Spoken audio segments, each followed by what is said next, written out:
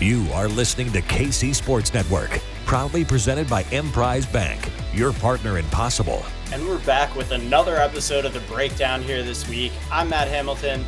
That's Matt Cassel. And before we get started, we just want to send our thoughts and prayers to Damar Hamlin. As of this recording, he's still in critical condition. He's showing some signs of improvement, but still sedated. And, I think it's a situation that's it's been really difficult for everybody involved in this game to have to see. And just, as we've learned more and more about the type of person that Damar is and everything he's meant to the community where he grew up in Pittsburgh and to that Bills organization. He's just a tremendous person. And we just want to extend our thoughts and prayers and best wishes to him for a speedy and full recovery. 100%. I mean, the fashion in which the whole situation unfolded on Monday night was just something for a player that is just watching from afar. The emotion that was the raw emotion, and it was much bigger than football. It's about an individual, a young man who's got everything out in front of him, and the circumstances were so extreme, and the medical and the first responders there, the medical personnel and the first responders, they did the tremendous job there. But at the same time, like you said, our prayers go out and thoughts go out to him and his family, and just hoping that he recovers from this huge ordeal. Yeah, and as difficult a situation as this is, everything we've heard week 18 is moving forward as scheduled. So, the Bills and Bengals are going to have to get back out there on the field, and so is everybody else. And I know it's beyond just those Bills and Bengals players that are affected by this. If you've ever, I think any of these guys that are going to set foot on that field this weekend are going to be thinking about that. And Matt, I wanted to ask you just, as the Chiefs prepare for this game against the Raiders, they're going to be the first team, the first team to take the field after this. How do you think that plays into your mindset this week as you're getting ready for that, and how does it affect these guys? Because again, as we've talked about on the show a lot, these are human beings, and you can't just expect them to be back to normal and back in that regular mindset of going on the field and just worrying about football. There has to be that element in it. So how do you think that affects the team this weekend? Yeah, it's interesting, and you never know how anybody's going to handle it from a personal standpoint, from a team standpoint. And I think that everybody's aware of the situation at hand, and everybody's been giving their thoughts and prayers. The outreach for him has been tremendous. But again, it's sometimes hard to compartmentalize these type of situations and go back and get back to business as usual, because it's usually not business as usual, especially when a young man's fighting for his life in the hospital still. So you have to at some point just continue to keep him in your prayers. And then at the same time, this is what we do for a profession. And I know it's easy for us to say, well, we're conditioned to think this way. We're conditioned to go back on the field. We've been around a lot of different situations where guys get injured and have serious injuries, but it hasn't usually been to the circumstance of life and death. And that's what changes the situation here and how people are able to kind of gather their thoughts about it. So it'll be interesting to see how all the teams respond this weekend, because I think every person can put themselves in that situation as a teammate, as a friend, as somebody that's in this brotherhood of the NFL, and they're all feeling it. And at the same time, the show must go on because it's the NFL, and that's what's going to happen. It's the NFL and just how they operate. That's what you're going to have to be asked to do, is go out and play under tough circumstances. Yeah, and I hope just out of this, obviously, we'll continue to hope and pray that Damar is okay and makes that full recovery. But I hope it is just an opportunity for fans to reflect as well and just remember the human side of all of this and of these players, and just maybe have a little bit more empathy for some of these guys going forward. But that being said, as you mentioned, the show is going on. The Chiefs have their game this weekend against the Raiders. Before we get into that, as we do, we'll look back at a few of the big plays that stood out from that Broncos game. The Chiefs finding a way to get the win, 27-24 game. Again, it's a little bit closer than you would have expected, or from a Chiefs perspective would have hoped. But again, a win's a win. And as of right now, the Chiefs are in position to get the 1 seed. We'll dig into that a little bit more later. But Matt, let's get into some of these plays because we saw some special things from Patrick Mahomes out on that field once again. Walk us through this first one. Yeah, this is great. They start in a 3-by-1 formation. They bring Kadarius Toney back into the backfield, which he normally isn't. He's a wide receiver. So they're just giving the defense a different look in which they have to adjust to this. And as you see, they go to a post-safety defense. Simmons comes down weak, so it's a weak side post-safety zone. Here, what they're trying to do is they're trying to create somewhat of a little rub, and hopefully that Simmons runs underneath Kelsey as he goes. But as you'll see this, Kelsey's got the end cut. You got Juju sitting over the ball, and you got Kadarius taking off on like this bullet route or seam route from the backfield that they like. Now, really good job by Kelsey here. I don't know whether or not he should have been called on that, because it looks like deliberately ran into Simmons, which is what you want on a rub, and they didn't call it, which was great. But at the end of the day, now Simmons is scrambling, right? He's trying to catch up to Toney. He sees that he's going to go try to take this route vertically. And so as he starts to run, I think Mahomes does a really good job. He's cued into this throw, right? I think he's throwing this ball hell or high water, because Simmons is able to recover, get on top of him, but he never gets his head around. I thought the throw itself was a great throw because it was accurate. It slowed him up, back shoulder, didn't give Simmons time to get his head around and respond to it. And then Kadarius Toney, again, you can tell what type of playmaker he is. He's unique with the ball in his hands, makes a few guys miss, picks up some extra yards, and it's a big play for the Kansas City Chiefs. Yeah, and you see the versatility of Toney, the ability to move him around all over the field, move him into the backfield. And as you said, once he gets that ball in his hands, he's electric. He really is. He's like another running back out there when he's in the open field. And yeah, that ball placement's incredible. And you gain respect Justin Simmons' ability to get back over the top of this and make it a more difficult throw for Mahomes and make him have to go back shoulder. I mean, out of these two games against the Chiefs, I mean, you have to have all the respect in the world for the type of player that Justin Simmons is. Right. He's a special, unique player, and you saw it show up in that second quarter when he made that play and he undercut for the interception. But right here, what I also liked about it was Mahomes' subtle movement. I think he knew where he wanted to go with the ball. He easily could have put that ball in Juju Smith's, just put it on his body right now for a first down, but then he subtly moves, and it's that subtle quickness in the pocket. He's really good at this. You'll see it from this other angle. He sidesteps that defense, gets back up into the pocket, and rips this ball. And it's his ability to throw the ball accurately off platform. So watch this. Subtle movement, boom, steps up, and on the run his shoulders aren't even square. Like, it's not totally square to Toney. That's what makes him so remarkable in his skill set. Like, there's not hardly anybody in the league that can do or make these type of throws. Yeah, and that's what I love about this play, because I love the play design. I love the concept of motioning Toney in the backfield and creating this rub. And the Chiefs execute it well. Kelsey executes it well. The Broncos, account for it, and Simmons gets back into position. The Chiefs still find a way to get a big play out of it, even with the Broncos adjusting and taking away what they want it to be. Because I think the goal here is you pick Justin Simmons there with Kelsey, and Toney's free down the sideline, and this is a touchdown. But, you still end up with a huge play out of it, even with the Broncos adjusting.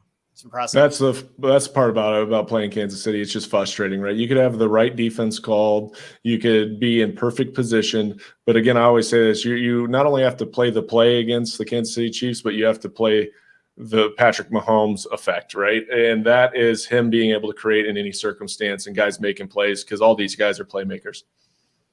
It's true. And we saw it again later in the second quarter. This was the play to set up the eventual Harrison Butker field goal that was unsuccessful, but still a remarkable play and something we had to go to here. Walk us through this one.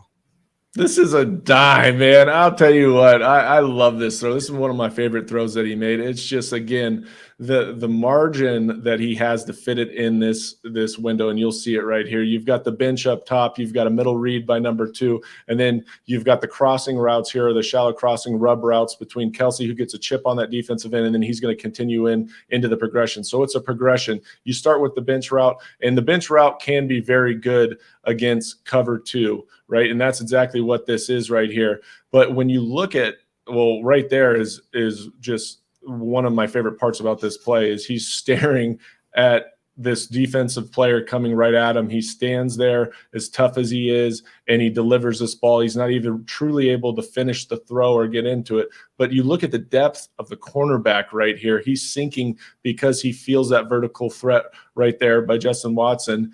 And he still is able to get it over his head into the perfect position to where he can come down with this catch. It's just an outstanding throw and just the way in which he executed this play. I mean, this is one of the throws. I feel like we say this every week we get one of the, but this is one of the throws of the year. And it's one that didn't make all the highlight reels, probably won't be talked about when you talk about his big moments. If they do that MVP montage at NFL Honors of all his big moments, this probably won't be included. But just from a degree of difficulty perspective, I mean, this is as good as it gets. As he said, the defender barreling down on him, and then the ability to get this ball in the perfect spot with, again, the Broncos, getting depth and not doing a bad job here. It's just Mahomes being that talented. He can beat you even when you're in position, even when you do everything right. He's still going to find a way to beat you. And that's the other great part about this play is I thought the rhythm, the anticipation of the throw, and then the trajectory of it, it all just worked in unison. And that's also with somebody barreling down in your face. I mean, for 95% of the guys in the NFL, you're not making this throw. It's just such a low percentage throw just based on all the dynamics of what's taking place, the cornerback position, the guy in your face not being able to step into it. But that's why Patrick Mahomes will probably be the MVP of the league this year. And it's also picking and choosing when to take those shots, when to take those risks. And here you look at it, 11 seconds left in the half. It's even if it gets picked off here, you probably get out of it unscathed. This is the time to take this type of a risk. Situation always matters. And, maybe you don't want to do this if the game is on the line in the fourth quarter, you're clinging to a lead. But here, take your shot before half. And this is where I think Mahomes has grown too, is learning when to take bigger risks and when to play it a little safer. That's a great point. So, being situationally aware, we always talk about it. 2 minute into half. This is obviously at the end of half. You're trying to get into field goal range. You need the guy to get out of bounds, save it either a timeout, or if you can get out of bounds and stop the clock, that's another benefit to it. So it might be a high risk throw, but again, it's a big reward. And in this circumstance, you taking that risk of saying, hey, look, I'm going to try to fit this difficult throw in there, even though the defense is in pretty good position. It's worth the risk because once again, you set up that field goal. Now I know they missed the field goal, but at the end of the day, this was a big time throw. And it's also showing his competence in being situationally aware in this circumstance. And we've seen these from Mahomes just all year long. And that's, beyond the numbers. The numbers are outstanding. The narrative of what he's been able to do in the wake of Tyreek leaving is incredible. But it's these moments that he's given us week after week after week that just set him apart. Because there's nobody else. And, I've, covering all the teams in this league, I watch all these quarterbacks. Right. There's nobody else that's done this consistently. And, it's beyond a numbers thing. It's this type of stuff that just nobody else can do on a regular basis. And, from here, we'll move on to the touchdown that ended up giving the Chiefs the lead for good in this game.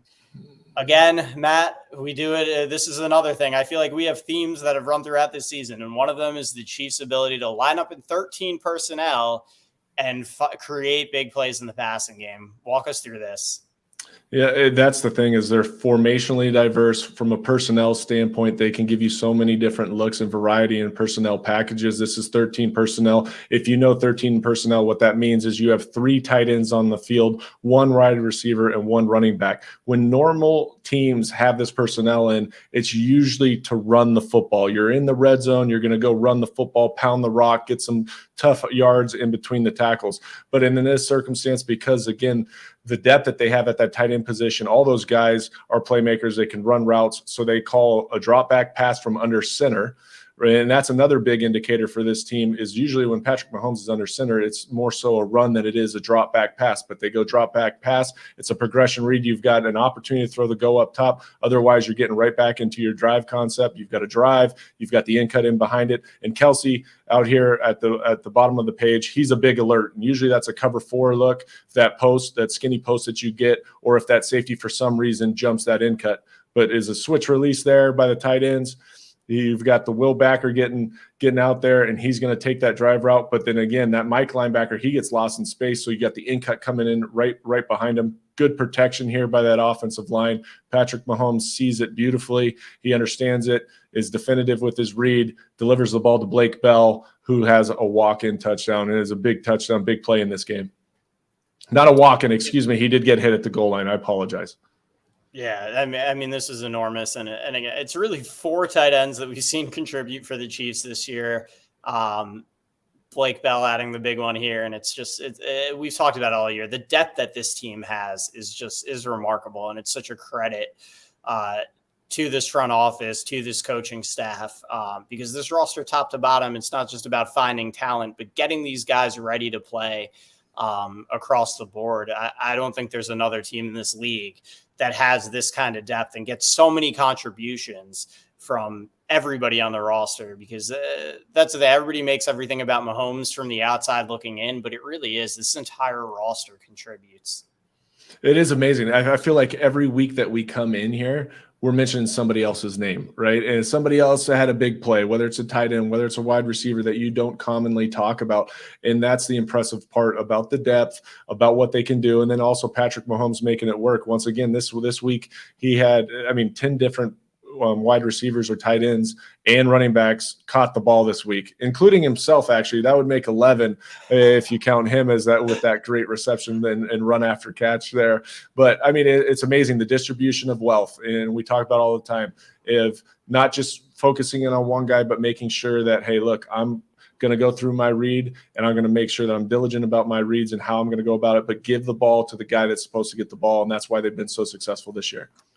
And when you have a quarterback with his talent level that's doing that and getting the ball to the open man, regardless of who it is, it's almost impossible to stop an offense like that. And that's what's going to make the Chiefs so tough going forward here as we move to Week 18. And this game against the Raiders, we know that the Chiefs are going to have a chance to earn that 1 seed no matter what. We're still waiting as of the time we're recording this. The league has not made a statement yet about what they intend on doing with that Bills-Bengals game, whether it's going to go down as a no contest, whether they will schedule it to be played at some point. But if it is a no contest and the Chiefs win this game on Saturday against the Raiders, that would lock up the number 1 seed in the AFC for them. Obviously, nobody wants it to happen that way. But yeah, we'll see. There's a bunch of different proposals out there right now for how they would handle the scheduling going forward. We're just in kind of a wait and see right now. But I've seen things out there. I mean, I've seen things about the Chiefs if they do get the 1 seed in this way. A proposal that maybe they play a neutral site game if they were to meet the Bills in the playoffs as a sign of sportsmanship, or maybe even that the Chiefs would not play the game against the Raiders and give the Bills the chance to earn the 1 seed on Sunday. I know those would be tough things for the Chiefs to swallow, but there are these moments that are bigger than the on-field stuff, that are bigger than the game. So Matt, I kind of wanted to get your take on this. What's the solution that you think makes the most sense here? There's not an easy solution to this. It's complicated. You've got to navigate through so many different avenues to come up with the right one. And I don't know if there is a right one in this circumstance, because like you said too, I don't know if the Kansas City Chiefs would feel great about the fact that they would capture the number 1 seed winning this week. And even though they had a tremendous season, but without really understanding the outcome of what that would have been with the Buffalo Bills and the Bengals, to capture it that way just doesn't feel right. And then from there, it's saying, well, is there any possible way with the scheduling that the Bengals and the Bills would be able to make that game up, and to also once again be the focal point of the nation, because everybody would be watching that game. It'd be a two team show right there. I don't know. There's a lot, and I'm glad that I don't have to make that decision. But at the end of the day, all the Chiefs can be concerned with is going out, and if they have to play the Raiders and that's the decision, then they've got to go beat the Raiders and take care of the business on their side. And as hard as that is, that again is what their ultimate goal is to go out and win this football game against a divisional opponent. And we know that the division itself hasn't gone as smoothly, or hasn't been as they haven't dominated these games, so to speak, like everybody thought they would, because every one of these 5 games that they've had within their division has been within 1 score. And the Raiders coming off, a game in which against the 49ers, in which they took them to overtime, which nobody gave them a chance. And as a result, it was another difficult loss for the Raiders in a close game that they've really, become accustomed to throughout the course of the season. It's definitely not going to be an easy task, regardless, especially if Stidham plays that way once again. And I have seen a few proposals that are interesting for what they could end up doing with this game. One would be moving the playoffs back a week and having, play week 18 as scheduled. And then next week would just be Bengals, Bills, everybody else is off, and then resume the playoffs that next week. You basically lose that extra week off before the Super Bowl, probably lose the Pro Bowl in that process, but kind of doing it that way. The other proposal I saw, which was interesting, which was that the first weekend of the playoffs, just the NFC teams would play their wild card round. And then on the AFC side, just the Bengals and Bills play to settle that seeding. And then the next week, all the NFC teams have a bye week. All the AFC teams play their wild card round games. And then the divisional round resumes from there. And in that scenario as well, you would lose that extra week between the Super Bowl and most likely lose the Pro Bowl. So there are a few creative scenarios out there. We'll wait and see what happens. But either way, you're right. The Chiefs have their work cut out for them still. The Raiders gave them a tough time the first time around. And with the way that they played last weekend, this isn't going to be an easy task. It's not going to be an easy task. I think that the Chiefs can go and take care of this defensive unit. I mean, they've struggled against the run. They struggle in the pass. They're going to be able to put up points. The one thing that you look at with this Raiders offense, look, they've struggled throughout the year. They've had their ebbs and flows, but again, they're fully healthy. And they've got Devontae Adams, Hunter Renfrow, Darren Waller, Josh Jacobs. All those guys are playing at a high level. And when all 3 of those guys, which have seldomly been on the field this year altogether, they're a dangerous offense, and they create a lot of mismatches for you. So, again, it would be something in which the defense would have to step up this week to make sure that they could take care of business on their end. What impressed you most about what you saw from Jarrett Stidham in that game? It's interesting because he looked confident. He looked poised, and I expected him to be confident, especially because he's been in that same system since he was drafted by New England in 2019, has had the same coordinator with Josh McDaniels. But again, you never know what to expect. This is the kid's first start. And to go out against the number 1 defense in the league with the San Francisco 49ers, who have just made the best of quarterbacks look silly and have terrible days, he went out and executed that game plan, and then he made plays, and he made big-time throws throughout the course of the game. He extended plays, the touchdown to Devontae Adams. I think it was a 60-yarder where he went to his left, got hit in the face by Fred Warner as he's throwing it, but bought time, found the guy down the field. Again, I was super impressed. And then he also in the fourth quarter needing to claw back to get to OT.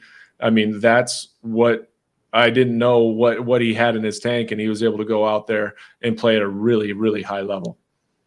Yeah, and he had him in position to potentially win it there in overtime, and the interception was no fault of his own. Just a phenomenal play from Nick Bosa to drive the left tackle into his lap and affect that throw as much as he did. I mean, that was the stamp on the defensive player of the year case for him as far as I'm concerned.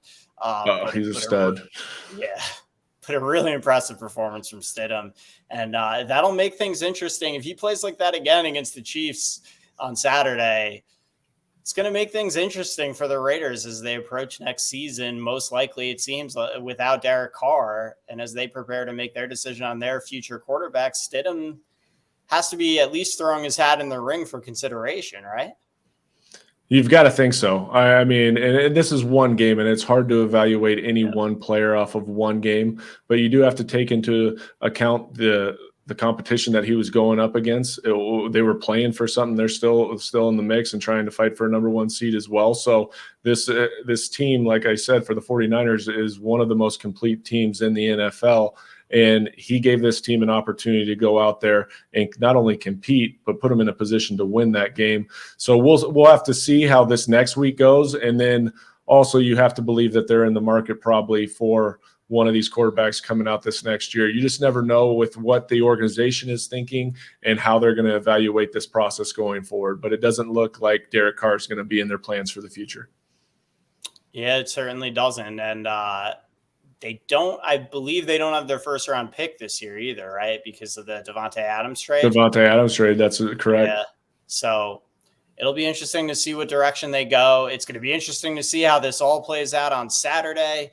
It should be a really good one to kick off that Week 18 action, our first ever round of Saturday games on Week 18. So, as we move forward here, our thoughts and prayers just continue to go out to Damar Hamlin and his family, and we're just hoping for the best there. And it's going to be an emotional weekend, I think, for everybody as we return to football. And I think we all just have to appreciate and respect what these guys do, what all these players do each and every weekend, putting their bodies on the line, and just not take it lightly, and just have that respect and empathy for what these guys have to deal with, and especially what the Bills are dealing with right now. Yeah, 100%. You said it all right there. And again, I just want to reiterate that our prayers and thoughts go out to Damar Hamlin and his family during this time. Take care, guys. Thank you so much for tuning in, and we'll be back here hopefully with more good news on a brighter note, on in a more positive light, getting you guys set for the playoffs when we're back here next week. So for Matt Cassel, I'm Matt Hamilton. Take care, guys. Enjoy the football this weekend.